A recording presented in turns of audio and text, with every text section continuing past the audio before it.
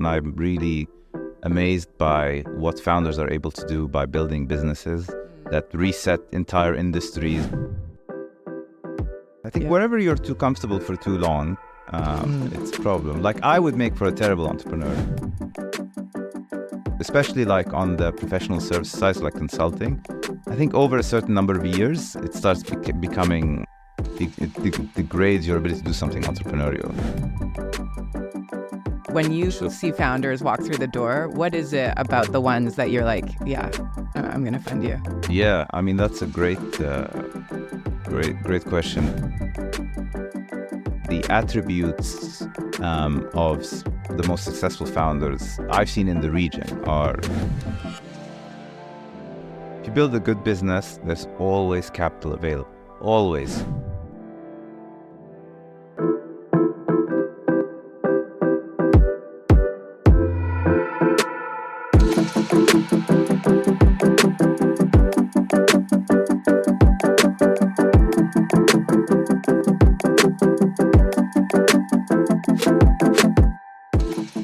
Hello, and welcome to Lucidity Insights podcast, The Perfect Pitch.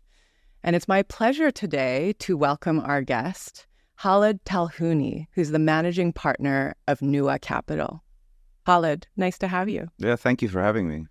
Yeah, as I was researching for this chat today, something struck me. Well, first of all, that you're a Jordanian. You were born and raised there. Yes. Yeah. Yep. And you had mentioned somewhere that you were a Marxist leading... I knew this was going to come back at some point. high schooler. And I'm super curious, how does a kid who would self-describe themselves as a Marxist end up at Duke studying economics, because that was right after, and then end up being a venture capitalist with capitalist in your title? Yeah, I think so. Like, just for the record, no longer a Marxist. Like, I haven't been for a long time. Like you said, I think the job description is a dead giveaway. So, I mean, without going to becoming too kind of philosophically inclined, but I think at the edges of that type of ideological spectrum, far to the right or far to the left, they sort of meet. They sort of meet in that sense of radicalism. So when I was younger, I think I was very attracted to that idea of radical solutions to kind of big problems, basically. So on the left wing of the spectrum, the idea is, there are certain iniquities in society, especially in somewhere like Jordan, which has like these kind of extreme inequalities that manifest not just in income and economic inequality, but also there's kind of this vast cultural rift in society, which, growing up there, I really felt. I was lucky enough to grow up in a very privileged family, and I was hyper aware of that because I felt, a little bit alienated from the rest of, outside of our little social circle, 1% or whatever. I felt very alienated from the rest of society, and I became hyper conscious of it, and that kind of drew me to a very kind of Marxist way of looking at the world, like the alienation of the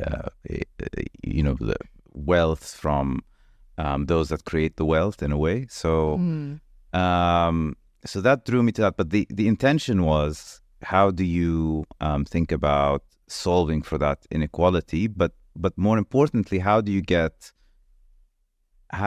make people's lives better off, just generally, right? Like, how do you make it better for the vast majority of society? And as I moved from Jordan to university in the US, and I was exposed to kind of, let's say, kind of like much more academic thinking on the left, but also in my main degree, which is in economics, you could see that the Marxist arguments were abstracted. They were not rooted in any kind of reality. But the economics arguments, in terms of like how the free market or capitalism, as it were, or the idea of free enterprise can help lift so many people out of poverty. And I think the story of the 20th century is the triumph of the latter half of the 20th century is really the story of the triumph of the free market and capitalism over to bring millions of people, almost like a couple of billion people out of poverty, especially in places like China, even in our part of the world, in the Middle East, in Latin America.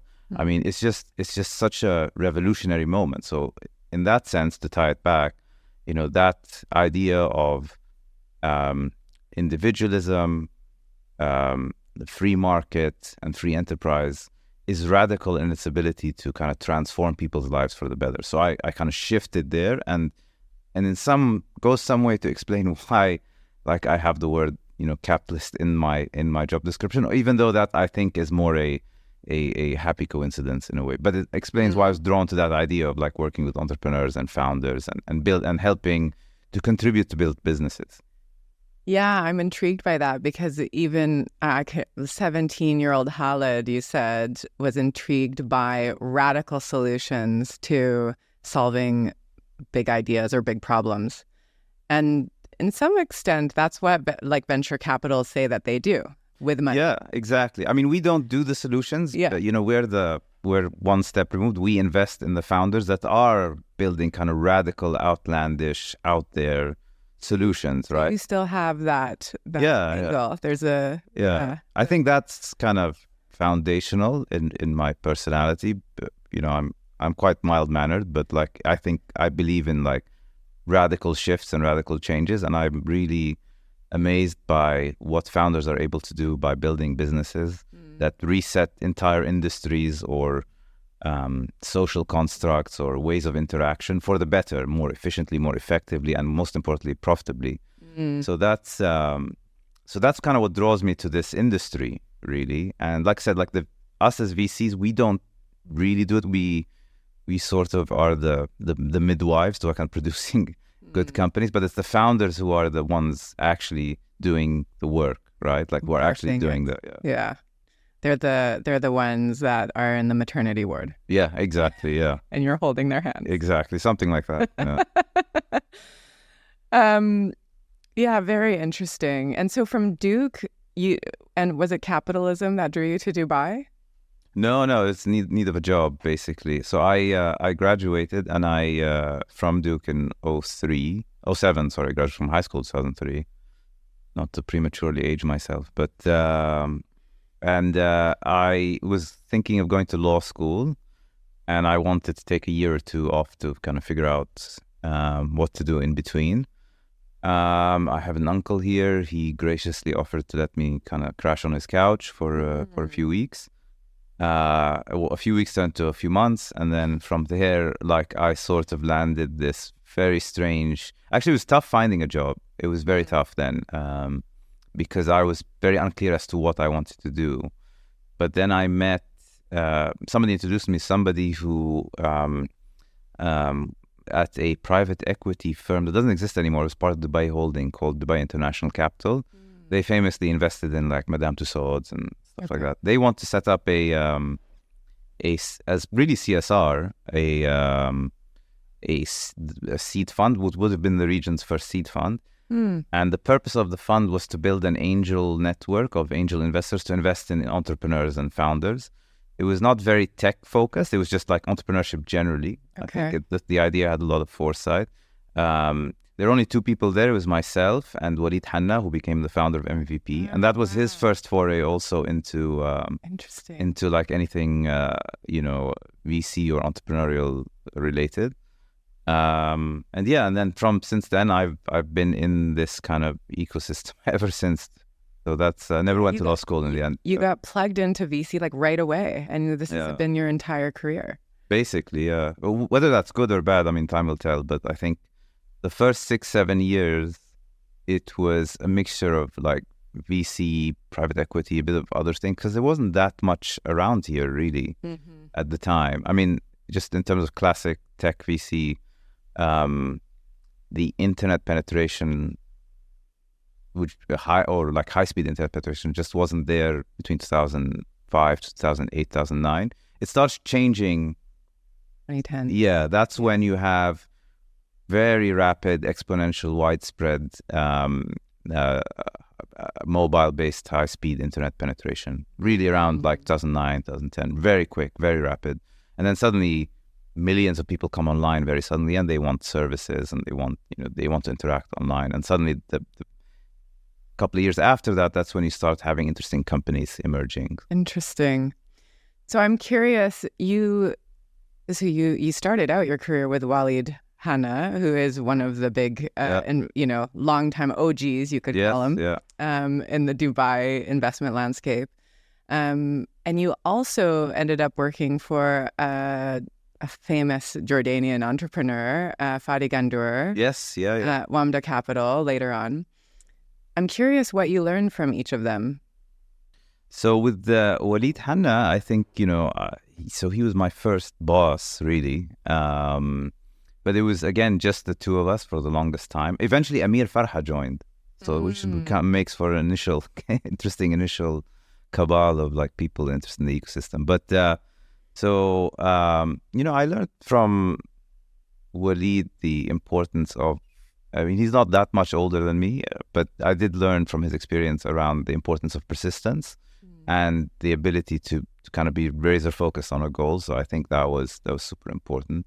I didn't work with him that long, so it was only I think a year and a half, if memory serves. From Fadi, obviously I worked for a long time and I learned a lot, and I'm extremely grateful for that experience with him. I think that it coincides also with the growth of the ecosystem. So when we kind of set up the Wamda Fund, was also, beginning 2013, if I'm not mistaken. That also coincides nicely with the acceleration of the landscape overall and the formation of interesting companies. And, it went from being this sort of kind of, I would call it like cottage industry, like this kind of like very niche thing, to becoming very mainstream very quickly by the time we raised the fund. So we started late 2013. I think we raised the fund in the first close by 2015. And by then you had, real businesses emerge. So from Fadi, to answer your question, from Fadi, I learned, I think his enduring quality, which I've always deeply admired, is the unending sense of optimism. I think that's super important. Like optimism in what the future may bring. And I wonder if he'd articulate it that way or not. I'm not sure, but I think that's an incredibly important way of conceptualizing the world and seeing how things can in a trajectory be positive. And I think that's super important. Everything else, there's a lot of he has a lot of great qualities, but I think that's always been the thing that's drawn me to him, and I've really enjoyed when I worked with him, was that kind of sense of optimism for the future. I love that highlight because as I think, about the founders that I know here and also the successful founders across Silicon Valley and out west, the most prolific ones they do have that sense. It's almost uncanny. It's really important, I think, because if you're pessimistic or if you have a tinge of cynicism rather than pessimism, cynicism, I think it's hard to kind of push forward on your idea and in your business, because the odds are stacked against you. Actually, just probabilistically, business was if you're going to look at it purely rationally, your business is going to fail, most likely going to fail. It's going to be very difficult while you build that business that's probably going to fail. So unless you have an innate sense of positivity, it's very hard to kind of wake up in the morning. To Fadi, he always tells a story, if I remember, where when he was building Aramex, there were many days when he would just not want to do it anymore. It's just I've got creditors, I've got, whatever, angry clients. I can't remember details, you'd have to ask him. But it was that just perseverance and the belief in that things will lead to something positive in the end is what gets you through it. And I think that's such a critical personality component in a great founder. So that's... And tell me, you've spent, I don't know how many years it is. It's been over 15 years. You've been sort of in the venture capital space. Would be 17 this year. 17 years. I would think, optimism, or there's some kind of special sauce energy of great founders. Tell me more about that. When you see founders walk through the door, what is it about the ones that you're like, yeah, I'm going to fund you? Yeah, I mean, that's a great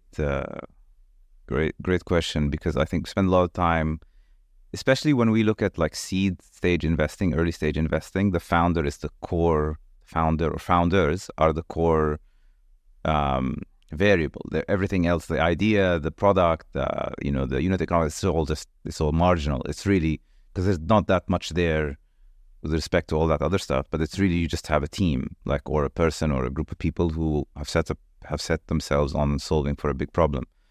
And it's not like it's a matrix really of kind of ideas or components that lead in my view, like, to a high probability or higher probability of success. And it's not that kind of straightforward. And I've always been thinking, like, we should write it down.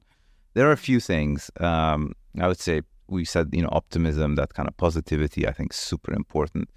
Number two, it's balancing a clarity and focus of vision, meaning being, saying, I believe that this is the solution to this problem, and I believe in that vision.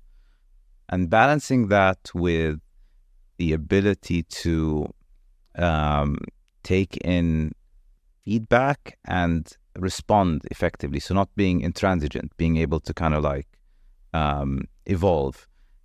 But if you're too reactive to what others say and to the market, then you'll lose your focus and your vision. So the great founders, and I know this is like difficult to kind of articulate, the great founders are ones that clearly are able to kind of balance the externalities, and then couple that with their kind of focus on what they want to do and incorporate effectively. I think that's super important. Number three is being able to attract people around them and sell them on a vision. Some people call that culture building. I think that's the essence of like building culture, is being able to attract and motivate great people around that idea. And different people do it in very different ways. I don't think there is a secret sauce to that kind of culture solution, but especially the early founders are the ones that are able to kind of sell a vision, almost cult-like, right, in some respect, right? And that they're almost like, you're asking the people with you, knowing that most likely the company is going to fail, right? Like, if you think of it rationally, company is going to fail. Like, just like put in the probabilities, 98, 97%, whatever it is not going to work. But you're asking the people around you who have the kind of the management team around you to have this kind of suspension of disbelief, to kind of go on this journey with you. And that's a skill. I don't know if it's learnable. It's a personality trait, and being able to do that is super important. So that's kind of like high level, I think, traits. In terms of specifics, I would say the attributes of the most successful founders I've seen in the region they tend to have a bit more humility. So if you look at founders of Karim Mudassir and Magnus, extremely humble people. Look at Samih Tukhan, Sam Khouri, founders of Maktoub, and Souk, along with Ronaldo. Very, very, like, there's a lot of humility there. You look at Abdulaziz Loghani from Flower, extremely, like, there's an extreme humility there, and an understanding, I think, that it was a combination of luck and hard work and perseverance that kind of got me here. So that's kind of important. But drilling down into kind of more, career-driven attributes or profiles, so they tend not to be straight out of college. And there are outliers to this, so let me just kind of caveat by saying there are all kinds of outliers. They tend to be mid-career professionals. They are not the 22-year-old or 21-year-old college dropout. We don't tend to have those so much. And I think if you look, benchmark globally, don't have a lot of those, even though there are famous examples, Bill Gates, Mark Zuckerberg, etc. But I think regionally, it's a very American and West Coast phenomenon. But even there, I think the vast majority of successful founders actually don't look like that. It's true. Those are just kind of like really, and they're super outliers. Yeah, like they were so peculiar. Exactly. Yeah. So Steve Jobs, like, famously, we create this archetype around a few outliers, as we tend to in kind of mythologizing anything. But with these guys, but actually the bulk of people don't look like that. It's here. They tend to be mid-career professionals, late 20s, to 40, in that range.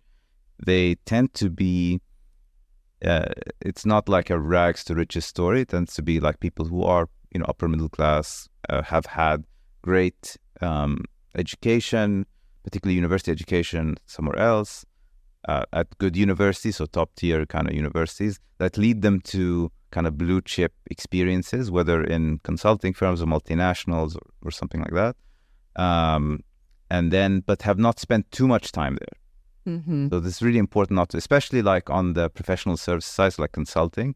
I think over a certain number of years, it starts becoming, it degrades your ability to do something entrepreneurial. So hence the age.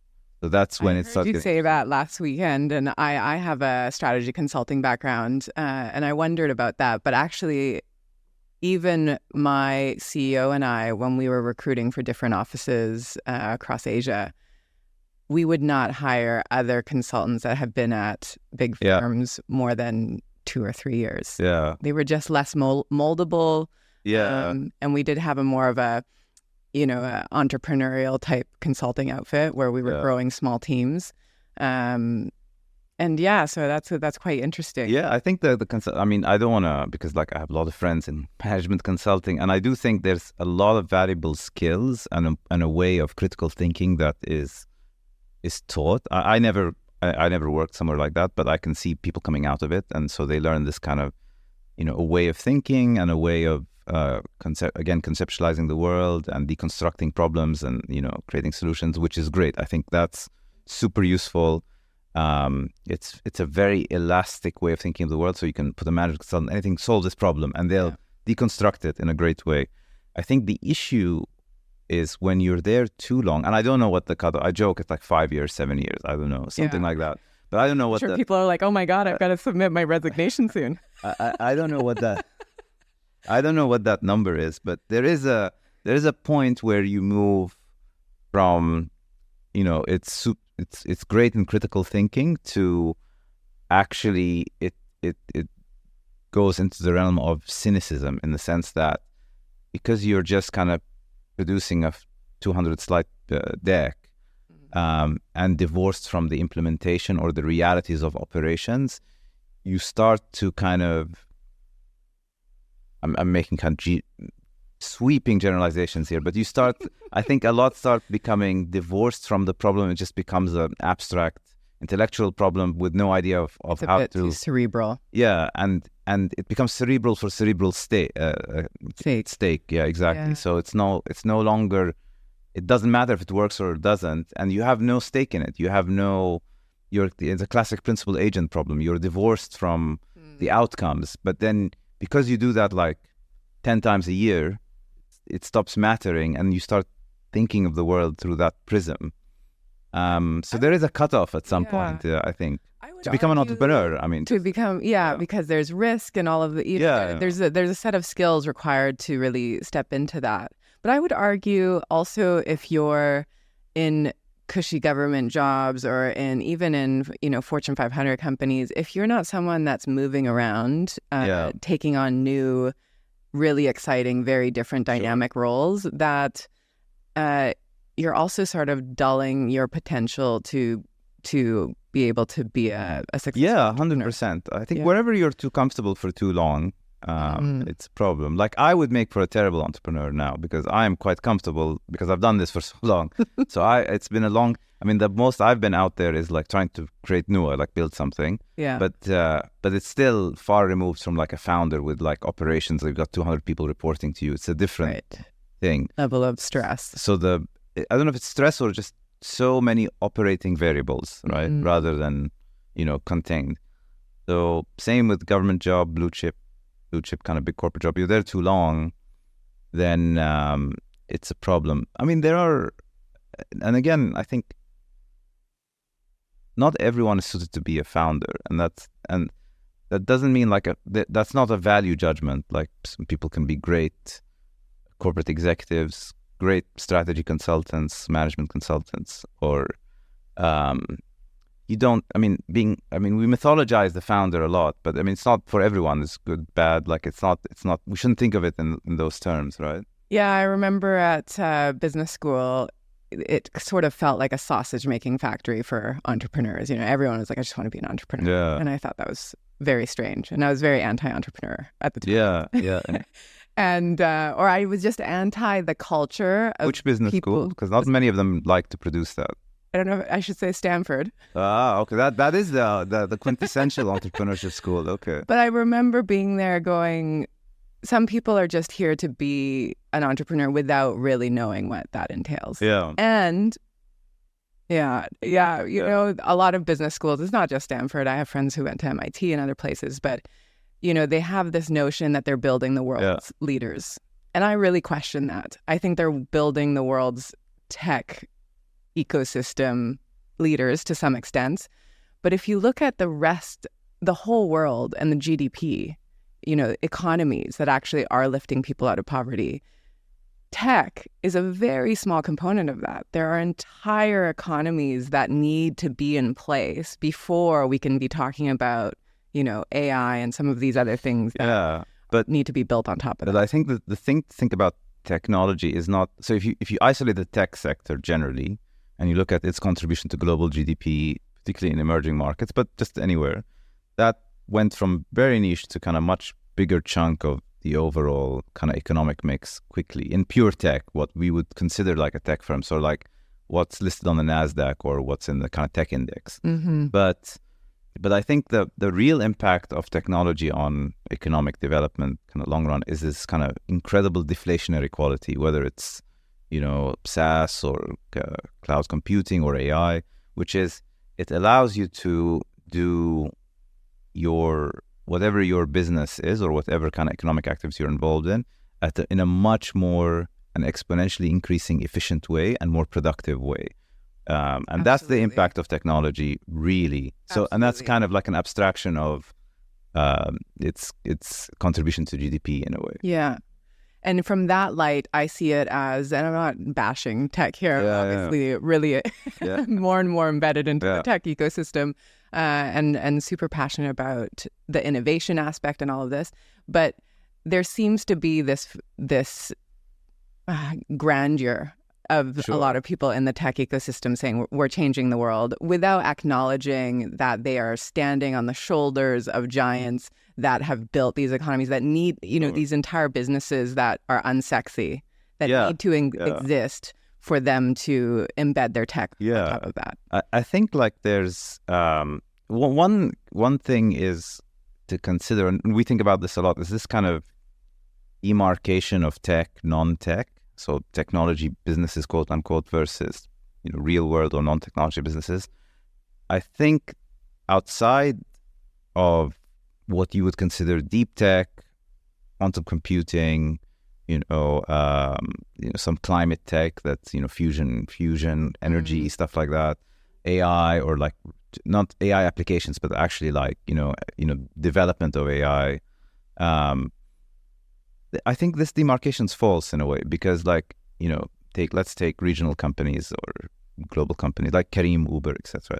Is that a technology company really? I mean, it's leveraging technology to solve for like a taxi problem basically. And it's a new type of business model. So the power of Uber, Careem, that type of business is really how do you increase rapidly the supply of taxi drivers using technology. But it's not the technology deployed is not that it's easily built. I say that now, but like it's still, I mean, with all respect to the developers who built those businesses, but it's the power of it is how it uses technology to develop a new business model rather than technology driving the business model, if you see what I mean. And I think you can replicate that across the board. I mean, e-commerce, Amazon it's just about retail, right? Like how do you take the original model of retail was one to many, right? Many people go to a storefront, right? That was the premise of retail for thousands of years, right? And technology allowed you to kind of go to from the one to the many, right? That's the power of it. It's kind of reshaping a business model. So I think like so much of the world is going of the economic order in the next 10, 20 years, as has been the past 10, 20 years, will be increasingly upended because technology is going to reshape existing industries. And for us in the region, we don't do deep tech generally. I mean, maybe that's we don't. I mean, there's for whatever reason, like we don't do that. But we're really in the realm of, tech leveraged businesses, tech enabled businesses, to, reshaping industry. So that's, I think, what matters. But I think on your point, I mean, not to ramble on too much, but I think human beings love mythologizing, like, big characters, whether that's the founder, in the 80s, it was the investment banker. In the 80s, 90s, really was the investment banker, right? So you can take any point of history and pull out and say, this is what's sexy, what's cool. Yeah, exactly. What's hot right now? Yeah, well, everyone wants to be X, right? Yeah. Like everyone wanted to be an astronaut in the 70s. Like, I'm assuming, it's... And maybe now, who knows? Maybe, I don't know, what's the new group, Gen Z? Maybe they don't want to be founders. Maybe they want to be YouTubers. Yeah, I mean, that's it. I mean, basically, content creators. Everyone wants to kind of tell their story, tell their narrative, And again, technology enables that, right? Yeah, and democratizes it. Exactly. Everyone wants to tell their story in the 1950s, but you couldn't, right? It was very hard to get to kind of to get to the... Poets had to leave little sheets of paper in their cupboards, which would only be found years later, after their death. Exactly. Yeah. I mean, basically. So I think you could pull that out from any time. So So tell me about your sort of entrepreneurial last venture, which is you setting up Nuwa Capital. Tell me a little bit about, well, first of all, I want to know, what's the decision that went into, okay, I'm going to leave WAMDA, which is a pretty big, and you obviously had a great relationship with Fadi. What's the thought that goes, or the impetus of, I want to start my own fund? Yeah, I mean, I did feel like WAMDA was, in a sense, like mine, but not mine, right? But I did feel like a very big sense of ownership. Fadi really helped me enable that feeling, like he felt like it's yours if you want it. But I think it was time to kind of author my own story along with my kind of partners in crime. So like Sarah, Stephanie, eventually Nitin, Erna, Victor. So we want all these people to kind of, we were all kind of joined by WAMDA, but we wanted to kind of build something that we could author. There is something, to that feeling of wanting to kind of step out and do something on your own. And that was it. And I think what would you say you do differently from WAMDA? From WAMDA, it's a good question. I think we do a lot of things quite similarly. I think what we're trying to do differently is really look at different parts of the entrepreneurial journey and then build funds or products or ways of investing for each. We're not there yet, but we're trying to kind of do that. The second is, and we haven't figured it out yet, if I'm honest, is productizing value creation or support for founders. So Nitin, for example, really focuses on that and figuring out how do we actually drive good value to the founders in an operational sense. That's kind of like a new thing. Thirdly, we're very focused on, I think, different, and this is a function of a different era, is Saudi Arabia is emerging as like a core geography, and we're much more focused on that relative to we were in WAMDA at the time, but that was a function also of time, really. And tell me a little bit more about that first point. You said, trying to raise funds to specific stages of entrepreneurial growth. Yeah. So it's not about the stage of the company. It's something else you're thinking. Yeah. So I think eventually right now we raised the $100 million seed fund, which, well, originally it wasn't a seed fund, actually. Originally it was a Series A, like a multi-stage fund. So, I mean, we came out and started fundraising in about mid-2020. Hello, COVID. Yeah, that was not fun, but it worked out in the end. We raised. Took a while, but we raised it in the end. And the original idea was we're going to do seed, Series A, Series B. Even if you look at our constitutional documents, they say Series A, Series B, and then during the latter half of COVID, I would say, ZERP environment, valuations going through the roof, like it was just nuts. And we said, this is crazy. So we shifted that whole fund to look at early stage, seed, pre-seed, pre-A. So ticket sizes were smaller because the thought process was we should take systemic risk, meaning taking risk on the early stage rather than take a valuation risk. Because you could end up in a scenario where, for example, you invest in great companies, you make the right selection, you get the founders to choose to work with you, the right founders, and you invest.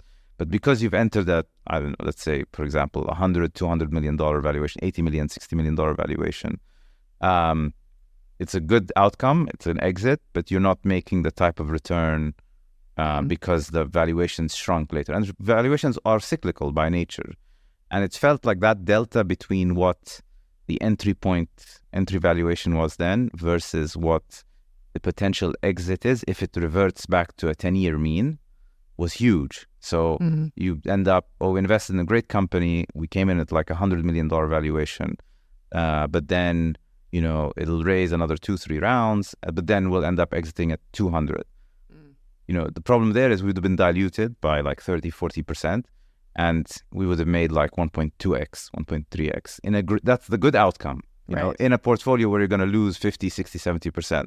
Where you're wanting all of your all of your portfolio companies to return at least 3-4x. Exactly. That was the worry. So we said, okay, how do we solve for this problem? Go early, way earlier. And even if the valuations there are higher, so if the difference between a 10 million valuation and a 20 million, $25 million valuation, there's still so much delta. So even if you're compressed later, instead of making 5x, you make 3x once the valuation is compressed. But portfolio-wise should work. Obviously, the counter-argument to that is you're taking early risks. So risk of failure is much higher than like 1 or 2 rounds later. So that's what we kind of balanced, and we decided to shift the fund there. So that's kind of early fund. We want to do, we're not kind of ready to talk about because we're still kind of putting them together, but like want to build like families of funds targeting different stages, so later stage, etc. But also like different types of funding, and then sectors, whether that's sector or debt versus equity. We also want to do stuff like sector as well, like you said, like that's one area, and kind of innovative forms of financing. But I think our core focus now is like this kind of early fund, and then kind of build out from there. So that's the building of Nuwa, the vision is not to be a VC per se, actually, in an odd way. I think it's more to be an investment platform for innovation in emerging markets, primarily around MENA to start, but then to grow. And that can take different forms. So not just, investing in kind of early stage startups, it could take different kind of attributes. That's the long-term 20-year vision. I love that you have a 20-year vision. Yeah, that's the theory, but like the reality is, you live in what's that thing says we live in the detail, really, so I have to kind of live day to day, Yeah. Which is like much more, we need to, invest in company X, we need to raise this much LP money, but always keep at the back of my mind like how we want to do that bigger vision. So tell the founders out there, if they wanted to, they like your vibe, and they're like, maybe we should approach Khaled. And they rarely like my vibe. They like the team's vibe, but me, they rarely like me very much. But yeah. But if they wanted to approach Nuwa, give us, first of all, really quickly, what is it that you're currently looking for? So it sounds like you're really still focused on seed, or you yes, yeah. Yeah, so really early stage. Are you sector agnostic? Yes, we're sector agnostic. We're really on the early stage, we're really looking at like great founders that are really focused on solving for big problems. And I think more and more those problems tend to be localized issues. It used to be much more adapting global business models for local consumption, but I think that's shifting very rapidly. Now it's more ideas born to solve very local issues here. Exactly. That might be using sort of global tech and whatnot. Exactly. And I think we like, I don't know how to articulate, we should kind of think about how to articulate this better, but second order effect companies or derivative companies, meaning BNPL now is big, right? For example, like you've got Tamara, you've got Tabby. We want to invest in companies that serve the explosion in consumer credit that the advent of those types of businesses has heralded. Do you see what I mean? Like, the next stage. Exactly. So what the value chain. Exactly. Yeah. So capital markets, for example, Tadawul in Saudi is growing very quickly in terms of market cap and volume and velocity. So is the DFM and the Abu Dhabi Exchange. What are businesses that serve capital markets, for example? So we really like that. SaaS is shifting globally. We're looking at a deal now. We haven't closed yet, but hopefully by end of the day we'll sign it. Arnav, who's on our team, he's supposed to close it today. So I'm anxious. I'm gonna call him right after to be like, him closed. It's like, thinking about SaaS, the impact of like niche SaaS globally and how to work around that. Yeah. And what AI will mean for it. So it's a business that brings all these things together, which is derivative of multiple aspects of the tech ecosystem. And so so that's the kind of businesses we want to invest in. Like those are that grow out of second order effects. Okay, beautiful. And geography, you mentioned you are focused on Saudi, but is it MENA? It's generally a core part of our thesis is companies that are solving region wide, because that's how you get to large economic scale. Because individually the countries are not so large, except for Saudi maybe, but still to get to a big outcome you need like 3, 4, 5 markets. Okay, beautiful. Turkey included is a big focus. Turkey included. Yeah. Okay, Pakistan. We do, but I think some macro issues there. Yeah. So until that's resolved, I think we're same with Egypt to some extent, right? To some extent, yeah. Yeah. Okay. Okay. So I'm a founder. I want to come and ask you and Nuwa Capital for funding. Tell me and hundreds of me out there, what makes a perfect pitch to you? Good question. So I think one, very clear articulation of the problem straight up, right? Like this is, and that anybody can appreciate or quickly appreciate within like 3, 4 sentences, even if it's B2B or B2C. Sometimes the B2B companies go in a big circle around like, oh, we're solving this problem, but they can't really articulate it. B2C sometimes easier, but one, articulation of the problem straight up, very clear. How they're solving it very clearly.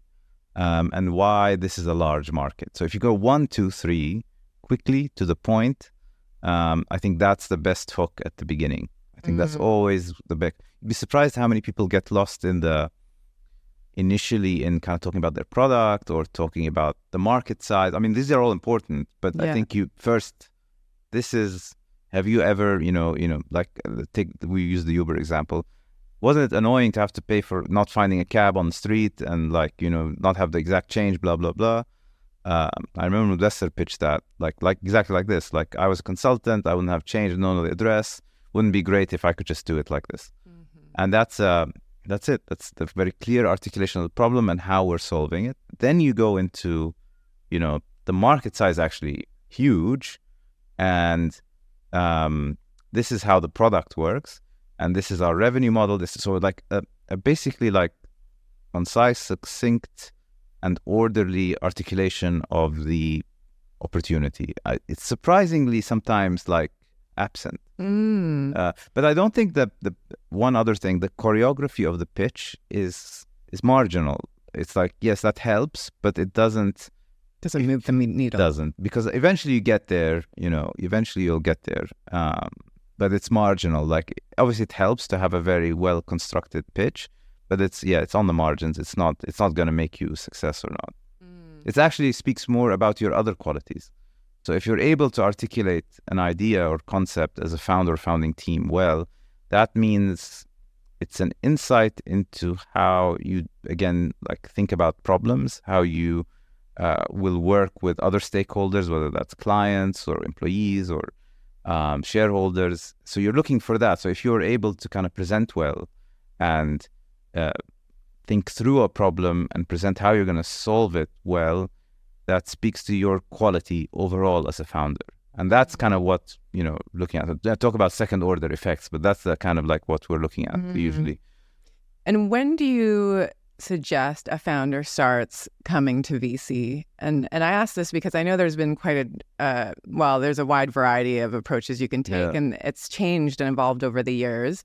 There was a time where people really had to build businesses. It had to stick. It had to be somewhat profitable. And then you went to, other forms of financing to scale that. Now it seems like there's a lot of people that come up with a back of the napkin idea. They pull a team together and then they go get funding before they really start. Yeah.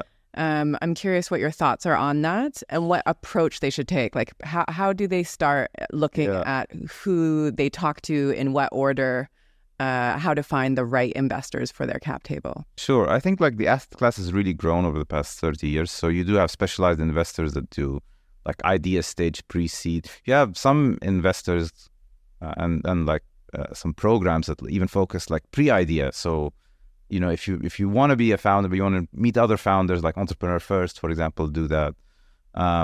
So I think there is an investor for each stage, and you just, as a founder, make sure that you're talking to you can talk to VCs as early as you want, but you want to make sure you're talking to the right investors that are relevant to your stage. And then second, relevant to your sector, have expertise in your sector, or have an understanding of that segment. So you can go as early as you want. I think the first ticket, you should always put your own money. I think that's super important. Put a little bit of your own cash in, plus family, friends, and others. They should approach you. They should approach the right investors by stage. Also sector-specific background. What else? Sector-specific, optional, but helpful. Because I feel like that's what all VCs say because they want to be opportunistic. Yeah. But okay, put yourself in the founder's shoes. What is it like?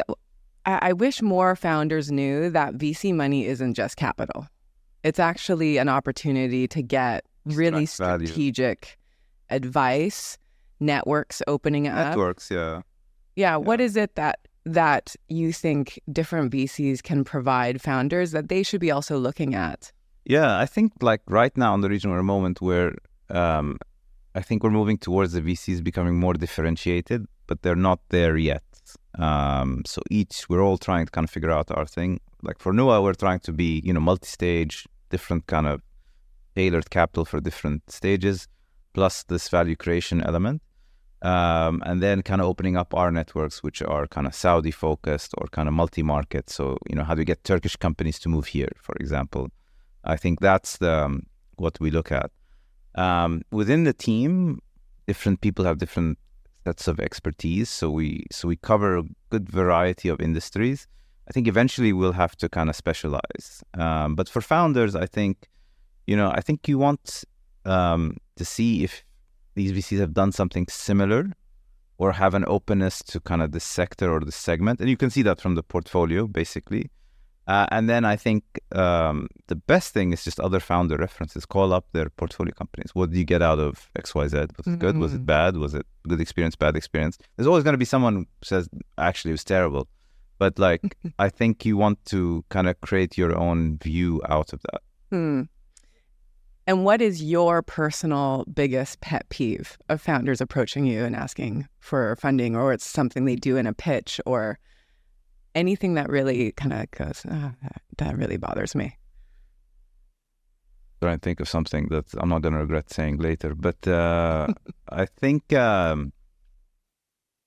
one thing is like, it's happening less so, but used to happen a lot, I think, especially in the region, is that this is not a philanthropic exercise, right? Like this is a business, like the VC is a business and the founder should be running a business. This is not like, not here to support and to help and to like, this is like, we'll invest if there's a viable business and you should be building a viable business. It's not, if you want to do impact in that sense, I think, go elsewhere, basically, like it's a different proposition.